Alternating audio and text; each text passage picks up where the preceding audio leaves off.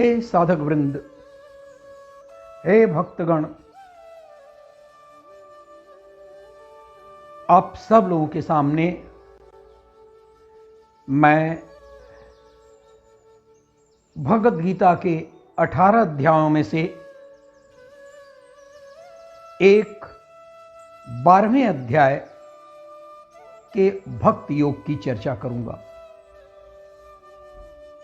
इसके पहले भी मैं भक्ति योग पर चर्चा कर चुका हूं, लेकिन पता नहीं क्यों यह लगता है कि हम पूर्णता से उसकी व्याख्या नहीं कर पा रहे हैं, और यह भय अब भी है कि मैं श्रीमद् भगवद गीता के जो अध्यायों में अंतर्निहित भाव हैं, शायद अभी भी मैं उसको पूरी तरह से मैं न समझा सकूं। अद्भुत है श्रीमद् भगवद गीता का ग्रंथ, अद्भुत हैं इसके श्लोक, और अद्भुत और अद्वितीय हैं उनके अंतर्निहित भाव। फिर मैं भला अदना सा व्यक्ति कैसे मैं उसकी व्याख्या पूर्णतया कर सकूंगा।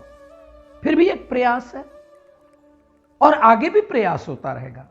जो पहले मैंने प्रयास किया था, ऐसा लगता है पूरा नहीं है।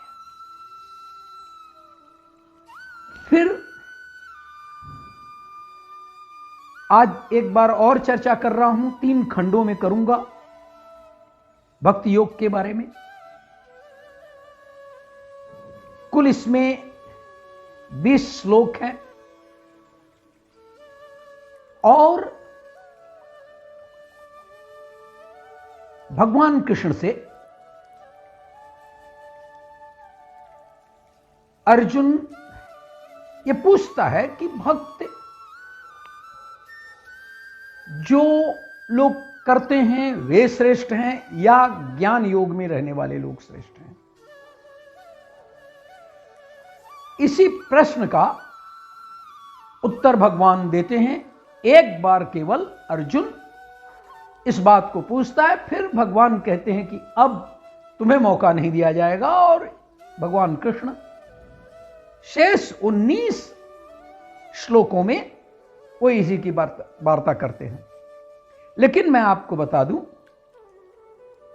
इसके पहले जो 11वां अध्याय है वहीं से उसकी शुरुआत करते हैं। तो चलिए भक्ति योग के बारे में हम शुरू करते हैं। क्या यह बताना आपके लिए आवश्यक है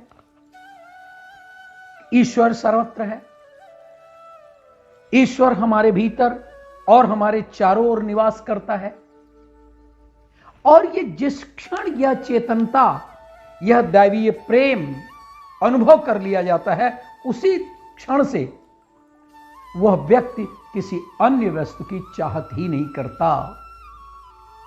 न उसमें संगता रहती है, न आसक्ति रहती है, लेकिन उसे यह अनुभव करना पड़ेगा कि हमारे अगल बगल कहीं भी सब ईश्वर ही है।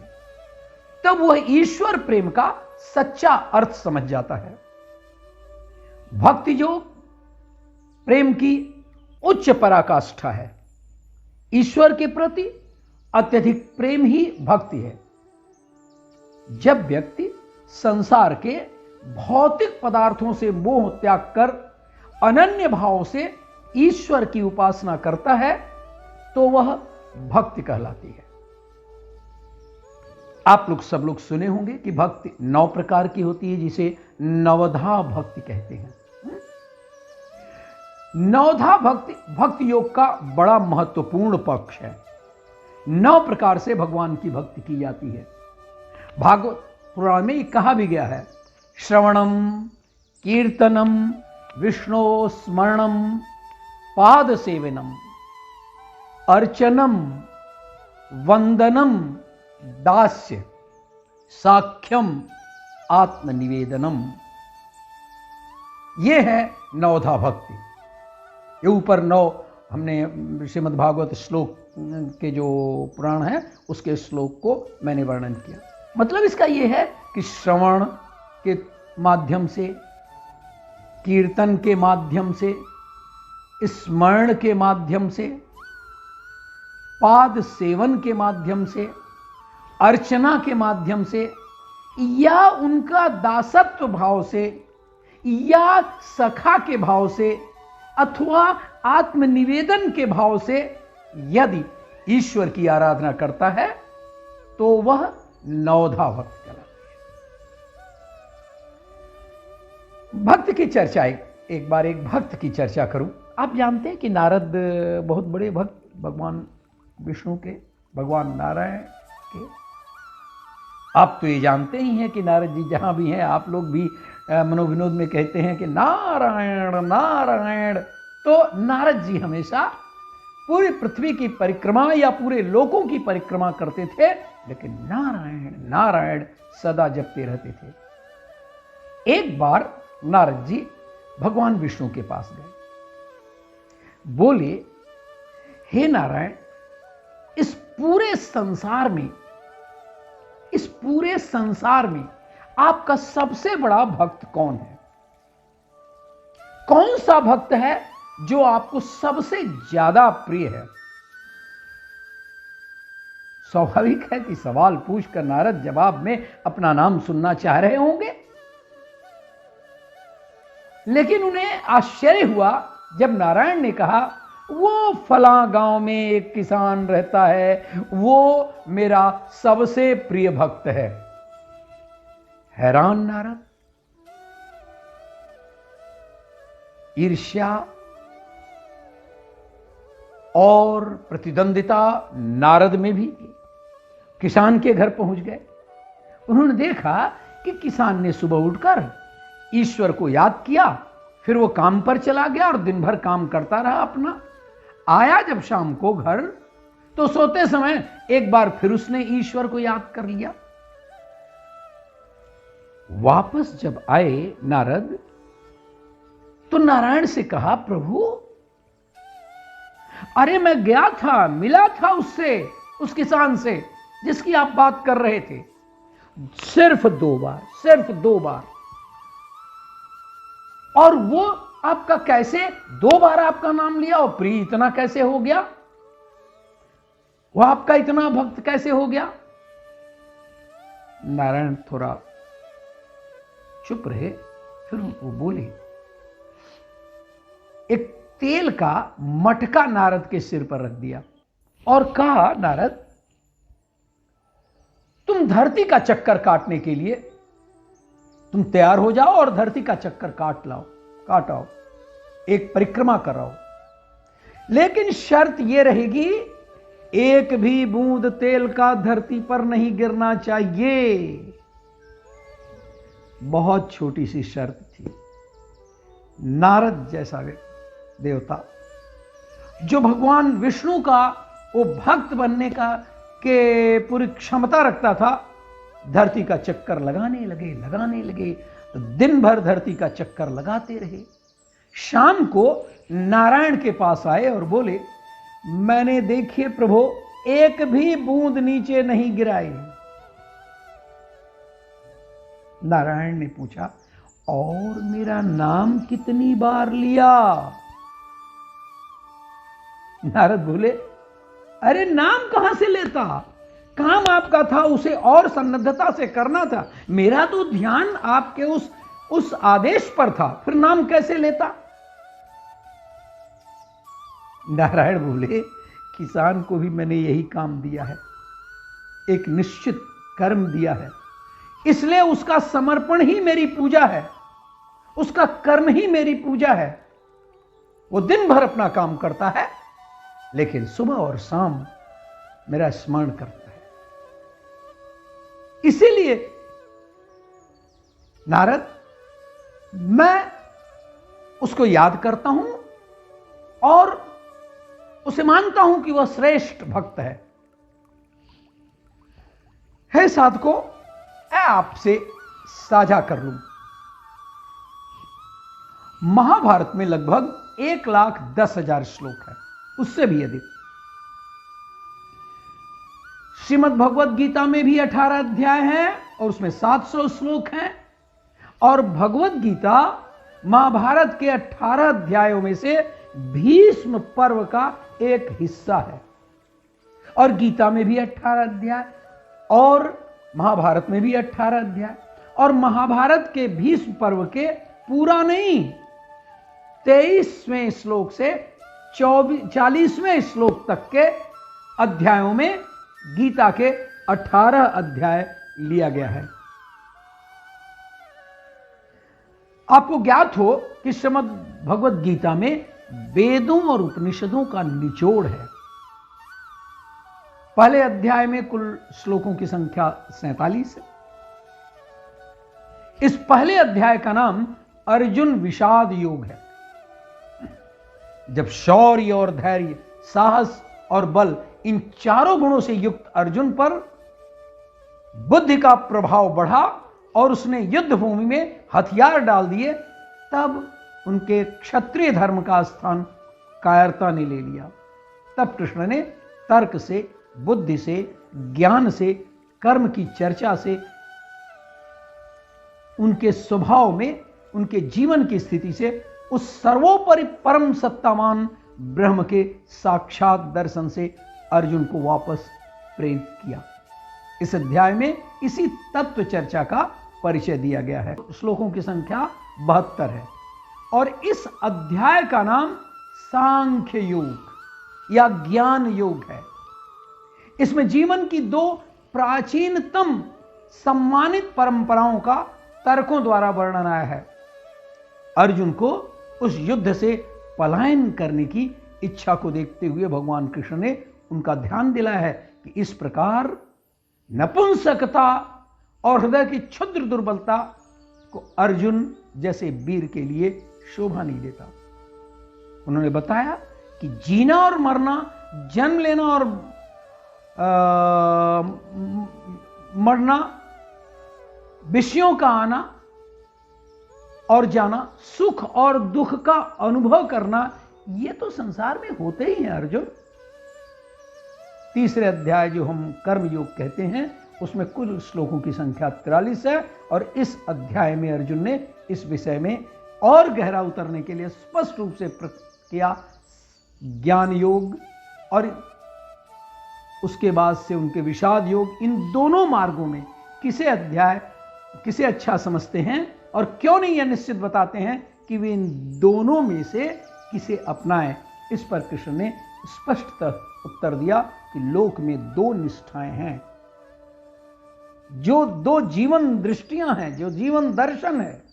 सांख्यवादियों के लिए ज्ञान योग है और कर्मवादियों के लिए कर्म योग है। अर्थात जो साधारण समझ के लोग हैं वो कर्म में लगे हैं, उन्हें उस मार्ग से हटाना उचित नहीं, क्योंकि वे ज्ञानवादी बन ही नहीं सकते और यदि उनका कर्म भी छूट गया तो वो दोनों ओर से भटक जाएंगे। तो आगे आइए बढ़ते हैं। इस प्रकार प्रथम अध्याय में 47 जिसे अर्जुन विषाद योग बोला गया, द्वितीय अध्याय में 72 जिसे ज्ञान योग कहा गया, तृतीय अध्याय में कुल 43 जिसे कर्म योग, जो मैं आऊंगा बाद में, चौथा अध्याय में कुल श्लोक की संख्या 42, पांचवें अध्याय में कुल श्लोक की संख्या 29 जिसे कर्म संन्यास योग कहते हैं और छठा अध्याय में 47 श्लोक हैं जिन्हें ध्यान योग कहते हैं और सातवें अध्याय में कुल श्लोक 30 जिसे ज्ञान विज्ञान योग कहते हैं और आठवें में 28, नौवें में कुल श्लोक 34, 10वें में 42 जिसे विभूति योग कहते हैं, 11वें अध्याय में 55 जिसे विश्वरूप दर्शन, जो थोड़ा सा मैं चर्चा करूंगा आज भी अभी, 12वें अध्याय में जो मैं चर्चा करने जा रहा हूं उसमें केवल 20, बड़ा छोटा सा अध्याय है, 13वें अध्याय में 34, 14वें अध्याय में 27 और 15वें अध्याय में कुल फिर से 20, यानी 12वां और 15वां, इन दोनों में 20-20 हैं। ये दोनों छोटे छोटे अध्याय हैं जिसे 15वां अध्याय को पुरुषोत्तम योग कहते हैं। 16वें में कुल 24 और 17वें में 28, 18वें में 78 और इस प्रकार कुल श्लोकों की संख्या 700 है। एक ऐसी चर्चा मैंने कर दिया, फिर आगे बढ़ता हूं मैं। आइए हम श्रीमद् भगवद गीता के भक्ति योग की चर्चा करें। आपको पहले बता चुका हूं कि 12वें अध्याय का नाम भक्ति योग है। ऐसा नहीं कि अन्य अध्यायों में भक्ति योग की चर्चा न हो। 12वें अध्याय में भक्ति योग की विशेष चर्चा हुई है, यद्यपि इसमें कर्मयोग और ज्ञान योग की भी चर्चा है। भगवद गीता की विशेषता यही है कि वो भगवान श्री कृष्ण जब अगले अध्याय में प्रवेश करते हैं तो उसके पहले पिछले अध्याय में कुछ सूत्र दे देते हैं। 11वें श्लोक में, 11वें अध्याय में भी यही बात हुई है। यही बात जो 12वां अध्याय हम शुरू कर रहे हैं, उसमें भक्ति योग के अध्याय शुरू करने के पहले हम 11वें अध्याय के अंत में भक्ति के कुछ सूत्र दिए हुए हैं, उसी सूत्र की हम चर्चा करेंगे। और भक्ति योग की चर्चा समझिए आरंभ हो गई वहीं 11वें अध्याय से। भगवान ने अर्जुन को दिव्य चक्षु देकर अपने विराट रूप को दिखाया। अर्जुन घबरा गया, बोला, हे देवेश, मैं आपके शरीर में सारे देवताओं तथा विविध जीवों को यहीं पर एकत्र देख रहा हूं। ब्रह्मा, शिव जी तथा समस्त ऋषियों को देख रहा हूं। मैं आपके शरीर में अनेकानेक हाथ, पैर, मुंह देख रहा हूं, आंखें देख रहा हूं, जो सर्वत्र फैले हैं, अंत नहीं है उसका। आपका न अंत दिखता है, न मध्य, न आरंभ। आपकी असंख्य भुजाएं हैं, सूर्य तथा चंद्रमा आपकी आंखें हैं। आपके मुख से प्रज्वलित अग्नि निकलने से और आपके तेज से इस संपूर्ण ब्रह्मांड को मैं जलते हुए देख रहा हूं प्रभु।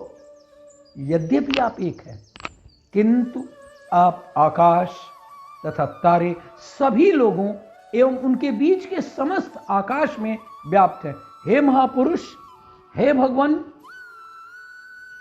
यह अद्भुत तथा भयानक रूप को देखकर सारा लोक, सारा संसार प्रभु भयभीत है। शिव के विभिन्न रूप, आदित्यगण, विश्वदेव, अश्विनी कुमार, मरुद, गंधर्व, यक्ष, असुर, सभी आपको आश्चर्यपूर्वक देख रहे हैं। धृतराष्ट्र के सारे पुत्र अपने सारे सहायक राजाओं सहित तथा भीष्म, द्रोण, कर्ण एवं हमारे सारे प्रमुख योद्धा भी आपके इस विकराल मुंह में प्रवेश कर रहे हैं। इसलिए हे अर्जुन, आपका ये रूप देखकर मैं भी भयभीत हूं। कहते हैं, त्वमादिदेव पुरुष पुराण, त्वमस्य विश्वस्य परम निधानम, व्यत्तासि वेद्यम परमम च धामम, त्वया ततम विश्वमनंत रूपम। मैं जरा समझाता चलूंगा इस श्लोकों को थोड़ा सा, और अगर आप पढ़ना चाहें तो आप बड़े आसानी से थोड़ा संधिविच्छेद करके पढ़। तो कहता है कि त्वमादिदेव, आप आदिदेव हैं, आप सनातन पुरुष हैं, आप इस जगत के परम आश्रय और जानने वाले हैं तथा जानने योग्य परम धाम हैं। हे अनंत रूप, हे ईश्वर, हे भगवान, आपसे यह सब जगह व्याप्त अर्थात परिपूर्ण है। ये 11वें अध्याय का 38 श्लोक है। कहीं आप चौंकिएगा नहीं कि मैं 12वां अध्याय की चर्चा करने के पहले मैंने बताया ना कि मैं जो भक्ति योग की शुरू करूंगा उसके पहले भगवान श्री कृष्ण ने उसके पहले ही भक्ति का रूप दिखाया है। मैं थोड़ा सा भूमिका इसलिए बांधना चाहता था कि अर्जुन जिद्दी था, वो मानता नहीं था, वो नहीं जानता था कि ये कौन है। तो उन्होंने उसको एक दृष्टि देख करके, एक अलग से दृष्टि देख करके, और उन्होंने कहा कि अब तुम ये दर्शन करो मुझे। कहते हैं उसमें श्रीमद् भगवद गीता में कि वायुर्यमो अग्निवरुण शशांक प्रजापतिस्त्वं प्रपितामहश्च नमो नमस्तेस्तु सहस्रकृत्वा पुनश्च भूयोपि नमो नमस्ते। अब वायु, यमराज, अग्नि, वरुण, चंद्रमा, प्रजा के स्वामी ब्रह्मा और ब्रह्मा के भी पिता हैं। आपके लिए हमारा हजारों बार नमस्कार, नमस्कार ग्रहण करें, नमस्कार स्वीकार करना, फिर भी आपके लिए बार बार नमस्कार।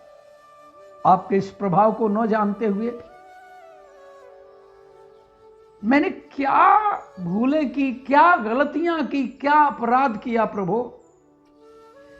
मैंने कहा कि आप मेरे सखा हैं। अरे आप मेरे सखा हो सकते हैं क्या भाई? ऐसा मानकर प्रेम से अथवा आलस्य से भूलवश मैंने कहा, हे कृष्ण, नाम आपका पुकारा, हे यादव। क्या उचित था आपको यादव कहना? क्या इसी आप एक जाति में आप अपने आप को शामिल कर सकते हैं या उसी में सीमित कर सकते हैं? हे सखे, आप सखा है क्या मेरे? इस प्रकार जो कुछ भी बिना सोचे समझे, अपराध बस, भूल बस, हे भगवान, आप जो मेरे द्वारा आगे जो विनोद के लिए विहार करते समय, शैया पर सोते समय, आसन पर भोजन में लेते हुए, अकेले में अथवा और भी समूह में सखाओं के सामने भी मैंने अपमानित किया है, वह सब अपराध हे अप्रमेय स्वरूप, हे अचिंत्य, हे अच्युत, आपसे मैं क्षमा चाहता हूं। मेरा श्लोक सुनिए तो आपको बहुत आनंद आएगा कि किस तरह से अर्जुन कहता है कि सखेति मत्वा प्रसवम एकतम, हे कृष्ण, हे यादव, हे सखेति, अजानता महिमानं त्वयेदं मया प्रमादात प्रणयेन वापि यच्चावहासार्थ असत्कृतोसि विहार शय्या सनभोजनेषु एको अथवा अपि अच्युत तत्समक्षम तत्क्षामये त्वामहं प्रेय। क्या करता था अर्जुन कि इनको तो सखा समझता था, तो करता क्या था कि जब भोजन का टाइम आया तो उनके भोजन में से निकाल करके खा लेता था, उनको कुछ भी नहीं छोड़ता था। सोते समय पांव मार देता था अर्जुन भगवान को। कहता, अरे कृष्ण सुनो, ए यादव इधर आ। कौन कहता था? अर्जुन। किसको कहता था? श्री कृष्ण को। नहीं जानता था कि ये भगवान कृष्ण इतने महान, इतने श्रेष्ठ है। और अब वही कहता है क्षमा करिए, ये मैंने अपराध किया आपको इस तरह से पुकार करके।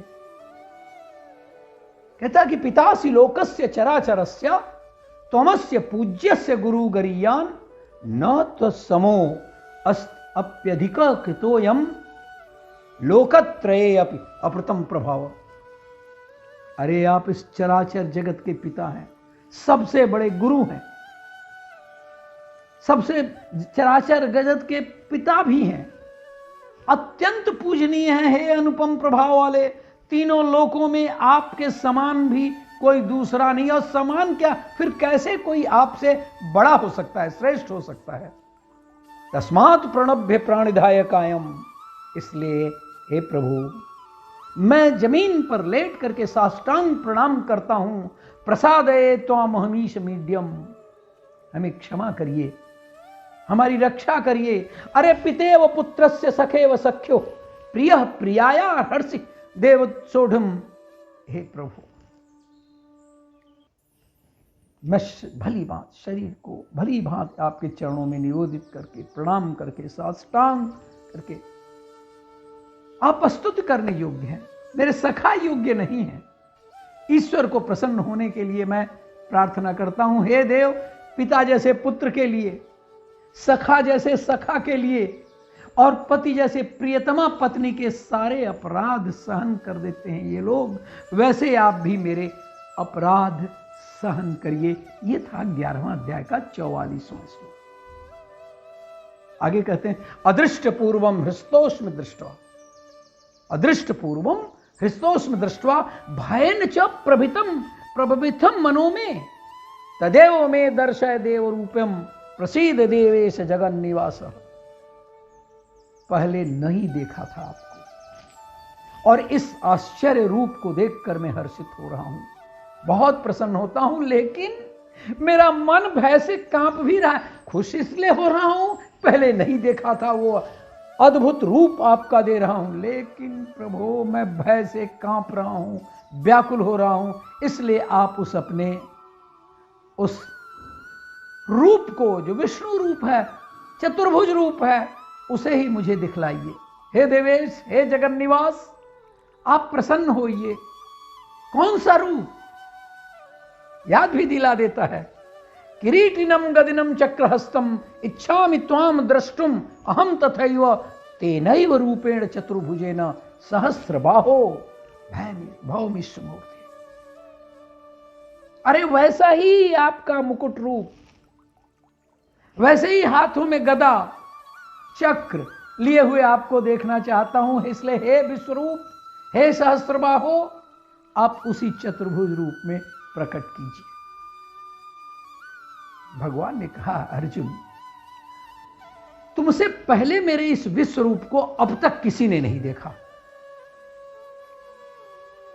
न तो वेदों के अध्ययन के द्वारा देखा, न यज्ञ करके देखा, न दान व पुण्य करके देखा, न कठिन और घोर तपस्या करके मेरे इस रूप को किसी ने भी नहीं देखा। संसार में न देखा जा सकता हूं, किंतु तुम हमारे इस भयानक रूप को देखकर अत्यंत विचलित हो गए हो, अतः मैं इसे अब समाप्त कर रहा हूं। हे मेरे भक्त, हे मेरे प्रिय अर्जुन, तुम शांत हो, चित्त हो, और अब अपना इच्छित रूप देख सकते हो। और मैं मेरा उसको भी पढ़ दूं तो आपको पता चल जाएगा। न हम वेदे न तपसा न दाने न च यज्ञया, न यज्ञ के द्वारा शक्य एवं विधो दृष्टुम दृष्टमान अतिमाम यथा। कहा कि जनार्दन, अर्जुन ने कहा, आपके इस अत्यंत सुंदर मानवीय रूप को देखकर अब स्थिर हो जाता हूं। तो क्या किया कृष्ण ने कि वो चतुर्भुज रूप भी नहीं रखा और सीधे मानवीय रूप में आ गए, और मैं अपनी सामान्य प्राकृत अवस्था हमने प्राप्त कर ली है। जो 55वां श्लोक है 11वें अध्याय का, फिर उसके बाद उसको समझाते हैं। मत कर्म कृत मत परमो मद भक्त संग वर्जित निर्वैर सर्वभूतेषु यह स मामेति पांडव। हे पांडव, जो पुरुष केवल मेरे लिए ही संपूर्ण कर्तव्य कर्म करने के लिए वाला है, मेरे ही लिए करता है, वो जो कुछ भी करता है वो अपने लिए भोगता है, सब कुछ करता है, लेकिन वो ये मान करके चलता है कि ये सब कुछ अर्पित हुआ ईश्वर के लिए, अपने संपूर्ण कर्तव्यों को करने वाला है। ऐसा नहीं को नहीं करता है, मेरे परायण है, मेरा भक्त है, आसक्ति रहित है, उसमें संगता नहीं है, वो भूत प्राणियों में, सर्व प्राणियों में बैर भाव से रहित है, वो अनन्य भक्ति युक्त पुरुष मुझको ही प्राप्त करता है। अतः हे अर्जुन, केवल अनन्य भक्ति द्वारा मुझे उस रूप में समझा जा सकता है जिस रूप में मैं तुम्हारे समक्ष खड़ा था, और इसी प्रकार मेरा साक्षात दर्शन भी किया जा सकता है। केवल भक्ति के द्वारा ही तुम मेरे उस रहस्य को पा सकते हो। अर्जुन बोला ना, आप प्रसन्न होइए प्रभु, और आप अपने उसी रूप को जो आप लाए हैं उसे दिखाया। भगवान ने अपना चतुर्भुज रूप दिखलाया और फिर तुरंत अपने सौम्य रूप को दिखाया, अर्थात मनुष्य रूप को दिखाया। और तब अर्जुन ने कृष्ण के उस सौम्य रूप में देखा तो कहा, हे जनार्दन, आपके सुंदर मानवीय रूप को देखकर अब मैं स्थिर चित्त। साकार और निराकार के उपासकों की उत्तमता का निर्णय और भगवत प्राप्ति के उपाय का विषय यही है। तो आइए हम 12वें में प्रवेश कर लेते। वो उसी चर्चा का कंटिन्यूएशन था ना, जो चाहते थे अर्जुन, इसीलिए मैंने उस पृष्ठभूमि में, और मैं क्या, भगवान ने स्वयं हर अध्याय के पहले वाले अध्याय में उसकी शुरू की चर्चा कर देते हैं कि हम आगे कैसे विस्तार करेंगे। अर्जुन बोले, देखिए आरत के बस रहन चेतु, पुनि पुनि कह आपने हेतु। ये आपको पता है कि अर्जुन ज्ञान योग के बारे में चर्चा करना चाहता था, भागना चाहता था युद्ध से, और वो चाहता था कि आप बताइए कि ज्ञान योग श्रेष्ठ है। हम ज्ञान योग में जो भागना चाहता हूं वो क्लैब्य नहीं हूं, नपुंसक नहीं हूं। भगवान ने नपुंसक कह दिया अपने इस मित्र को, वो नहीं हूं। तो कहता है फिर से, मैंने कहा नहीं, आरत के बस रह न चेतु, पुन पुन कहे आपने तू। अपनी फिर बात उसी में जुटा लिया, फिर उसी बात को कह रहा है। तो क्या कह रहा है अर्जुन? एवं सतत युक्ता ये भक्ता त्वाम पर्युपासते, ये चापि अक्षरम अव्यक्तम तथा के योग वित्तमा।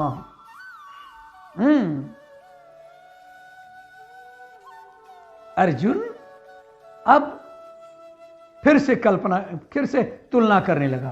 कहा अर्जुन, अच्छा ये बताइए प्रभु, जो अनन्य प्रेमी भक्तजन, और आप जैसा पहले बताए हैं 55वें श्लोक में, उस प्रकार से निरंतर आपके भजन और ध्यान में लगे रहकर आप सगुण रूप परमेश्वर को, और दूसरे जो केवल अविनाशी अक्षर मतलब जिनका नाश नहीं होता, सच्चिदानंद निराकार ब्रह्म को ही अति श्रेष्ठ भाव से भजते हैं। आप कृपया बताइए उन दोनों प्रकार के उपासकों में कौन श्रेष्ठ है, योगवेत्ता कौन है? देखिए, इतना सब होने के बावजूद भी जो पिछला अध्याय था 11 में, भगवान के इस आश्वासन के साथ हुई थी कि कोई भी साधक भक्त अनन्य भक्ति के द्वारा ईश्वर की विराट रूप का स्वयं में साक्षात दर्शन कर सकता है, अनुभव कर सकता है। ये चुनौती ये क्षत्रिय राजपूत अर्जुन अपने मन में बैठा लिया और अपनी महत्वाकांक्षा को जगा दिया। अर्जुन एक व्यवहारिक पुरुष था। वह हर रूप में यह जानना चाहता है कि वह परमात्मा के कौन से रूप की उपासना करे। और यहां यह प्रश्न बड़ी बुद्धिमानी के साथ रखा गया, और यह सर्वमान्य तथ्य है कि जगत में दो प्रकार के साधक होते हैं, और दोनों एक ही साध्य को प्राप्त करने के लिए साधना करते हैं।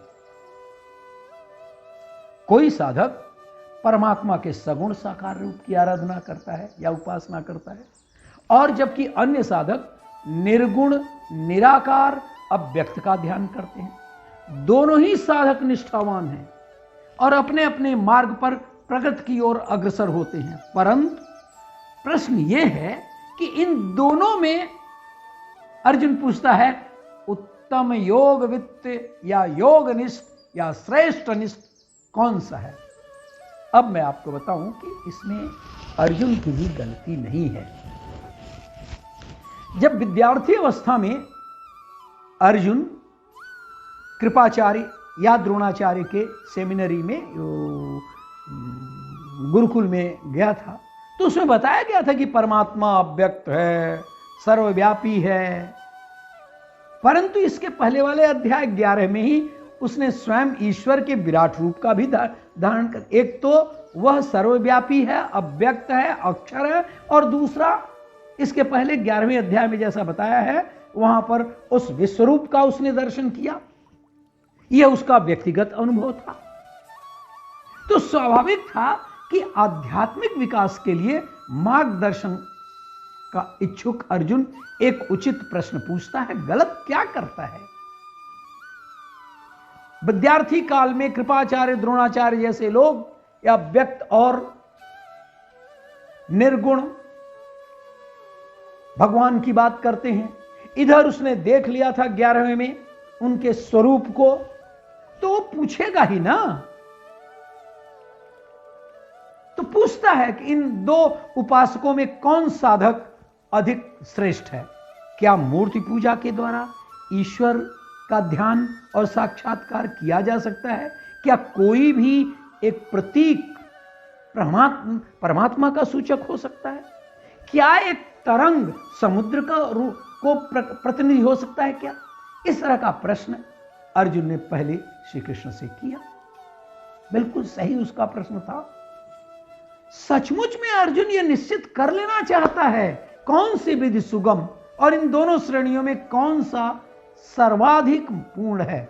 दूसरे शब्दों में वह अपनी स्थिति स्पष्ट कर लेना चाहता है, क्योंकि वह कृष्ण के सगुण रूप के प्रति अनुरक्त हो चुका है। पहले वह निराकार ब्रह्म के प्रति आज तक जाना नहीं, वह जान लेना चाहता है कि उसकी स्थिति सुरक्षित तो है। कहीं ऐसा तो नहीं कि भक्त के रूप में आ जाऊं और उसके बाद न माया मिली न राम। निराकार स्वरूप इस लोक में हो चाहे भगवान के परम लोक में हो, ध्यान के लिए तो समस्या बनी रहेगी। वो ये भी समझता है अर्जुन, वास्तव में कोई भी परम सत्य के निराकार रूप का ठीक से चिंतन नहीं कर सकता, कोई भी। तो अर्जुन कहना चाहता है कि इस तरह से समय गंवाने से क्या मतलब है, क्या लाभ है। और अर्जुन को तो 11वें अध्याय में भगवान ने अनुभव करा चुका है कि कृष्ण के साकार रूप के प्रति आसक्त के विपरीत आसक्त होना श्रेष्ठ है, क्योंकि इस तरह वह एक ही समय में अन्य सारे रूपों को समझ सकता है और किसी के प्रति उसके प्रेम में किसी प्रकार का व्यवधान नहीं पड़ता। अतः अर्जुन द्वारा कृष्ण से इस महत्वपूर्ण प्रश्न के पूछे जाने पर परम सत्य के निराकार तथा साकार स्वरूपों का अंतर स्पष्ट हो जाएगा, ऐसा वो चाहता है। यह अर्जुन की जिज्ञासा है, न कि सगुण रूप से उपासना के प्रति कोई नकारात्मक भाव। भगवान कहते हैं, मयि आवेश्य मनः ये माम नित्य युक्ता उपासते श्रद्धया परया उपेता ते में युक्त तमामता। पहले पूछता है ना अर्जुन कि इनमें से योग वित्त कौन है। उसका भगवान उत्तर देते हैं, वो कहते हैं कि मुझ में मन को एकाग्र करके निरंतर मेरे भजन ध्यान में लगे हुए जो भक्तजन अतिशय श्रेष्ठ श्रद्धा से युक्त होकर मुझ सगुण रूप परमेश्वर को भजते हैं, वे मुझको योगियों में अति उत्तम योगी हैं, अति श्रेष्ठ भक्त हैं। अपने उत्तर के प्रारंभ में ही भगवान 3 अति आवश्यक गुणों को बताते हैं इस श्लोक में, जिनके होने पर ही ईश्वर की भक्ति का निश्चित लाभ मिल सकता है। कौन कौन? सामान्यतः लोगों की धारणा यह है कि भक्ति मार्ग अत्यंत सरल है। बिल्कुल ही नहीं। भक्ति मार्ग इस तरह से यह सोचना कि अत्यंत सरल है, यह उतना ही सत्य है जो साधक अपना जो मार्ग स्वयं चलाता है, चाहे ज्ञान योग का चाहे भक्ति योग का, उसके लिए वह मार्ग कठिन नहीं होता है कोई भी। तो कहते हैं एक सच्चा भक्त बनने के लिए इस श्लोक में, ये जो है दूसरा श्लोक में जिस 3 आवश्यक एवं अपरिहार्य गुणों की बात बताई गई है, वह है पहला तो परम श्रद्धा हो। दुनिया भर के माला जप लीजिए, भगवान के मंदिर में पूजा कर लीजिए, यज्ञ कर लीजिए, और श्रद्धा नहीं है, केवल एक कर्म कर रहे हैं आप, तो नहीं। कहते हैं परम श्रद्धावान होना चाहिए। दूसरा रेगुलर होना चाहिए। उपासना में नित्य युक्तता की बात किए हैं, नित्य युक्त होना चाहिए, रेगुलर होना चाहिए। और तीसरा वो जो ईश्वर का स्वरूप है उसमें मन की एकाग्रता रहनी चाहिए। इस प्रकार इन 3 गुणों से संपन्न व्यक्ति को हम भगवान युक्त मानते हैं, भक्ति युक्त मानते हैं। तो भगवान का यह कहना कि मन को मुझ में एकाग्र करके, अर्थात मन व बुद्धि दोनों ही, जिन्हें सूक्ष्म शरीर कहा जाता है, उसमें रह करके, और यह भी नहीं पर्याप्त है कि मन की वृत्तियां आराम से भगवान के रूप के आसपास विचरण करते रहें, वरन उन्हें उस रूप का भेदन करके, गहराई में प्रवेश करके, अंत में पूर्णत्व के आदर्श के साथ एक रूप होना ही आवश्यक है। नित्य युक्त होना चाहिए। आज पूजा किया, आज भगवान का ध्यान किया, कल कोई काम हुआ नहीं किया, आज व्यस्तता का बहाना बना लिया, नहीं। भक्ति मार्ग के विकास के लिए जो दूसरा गुण है वो भक्तों में आवश्यक है, वो उसमें नित्य युक्तता, रेगुलर। कहीं भी जाइए, बाहर जाइए, कहीं भी जाइए, लेकिन नित्य युक्त होइए, उनके स्मरण करिए, उनके बारे में आस्थावान होइए, अपने मन को उनके स्वरूप से सामंजस्य रखिए। नियमित उपासना के समय आत्म संयम का होना बहुत आवश्यक है। मन अपनी बहुमुखी प्रवृत्ति के कारण वास्तविकता को त्याग कर अन्य विषयों में विचरण करने लगता है। यह मन का स्वभाव है अपूर्व में। ऐसा मन का ध्यान को स्थिर करने की कला का नाम ही है आत्म संयम। तो वास्तविक उपासना तो परमात्मा के साथ तादात्म्य करने की आंतरिक क्रिया है, जिसके द्वारा हम परमात्मा स्वरूप बन जाते हैं। और तीसरा क्या है? परम श्रद्धा। श्रद्धा से युक्त होना। साधारणतया श्रद्धा शब्द का अर्थ लोग जो नहीं जानते हैं वो अंधविश्वास समझ लेते हैं, परंतु ये गलत है। श्रद्धा का अर्थ है किसी अज्ञात वस्तु में मेरा यह विश्वास, वो जो शिवलिंग है उसमें मेरा विश्वास कि इसमें ईश्वर है, वो जो मूर्ति है उसको हम देख रहे हैं कि उसमें ईश्वर है, जिसके द्वारा मुझे यह वस्तु यथार्थ रूप से लगने लगे, जिसमें मेरा पहले केवल विश्वास ही था, अब श्रद्धा उत्पन्न हो जाए। और बिना श्रद्धा के ये वर्षों के अभ्यास के बाद भी उसके हृदय के अंदर चित्त शुद्धि और स्वयं का दैवीकरण नहीं हो सकता। इसलिए सबसे ज्यादा जरूरी है श्रद्धा। तात्पर्य यह है कि भगवान स्पष्ट करते हैं कि जो व्यक्ति उनके साकार रूप में अपने मन को एकाग्र करता है और जो अत्यंत श्रद्धा और निष्ठा पूर्वक उनको पूजता है, उसे योग में परम सिद्ध मानना चाहिए। उसके लिए कोई भी कार्य भौतिक कार्यकलाप नहीं रह जाता। मतलब वो जो कोई काम करता है वो ईश्वर के लिए कर रहा है, भगवान के लिए कर रहा है, और वह निरंतर अपना सब कुछ कार्यरत रहता है। कभी भी कीर्तन करता है तो कभी श्रवण, तो कभी पुस्तक पढ़ता है, तो कभी प्रसाद तैयार करता है, कभी बाजार में से भगवान के लिए कुछ सामान खरीदता है, तो कभी मंदिर में झाड़ू लगाता है, तो कभी बर्तन धोता है। अर्थात वह जो कुछ भी करता है, वो बर्तन धोने में, बाजार से उनका प्रसाद का सामान लाने में, वो सब कुछ भी जो करता है भगवान संबंधी कार्य ही करता है। इसके अतिरिक्त अन्य किसी भी कार्य में एक क्षण भी उसका मन नहीं लगता। ऐसा कार्य करने वाले को पूर्ण एवं उत्तम भक्त मानते हैं।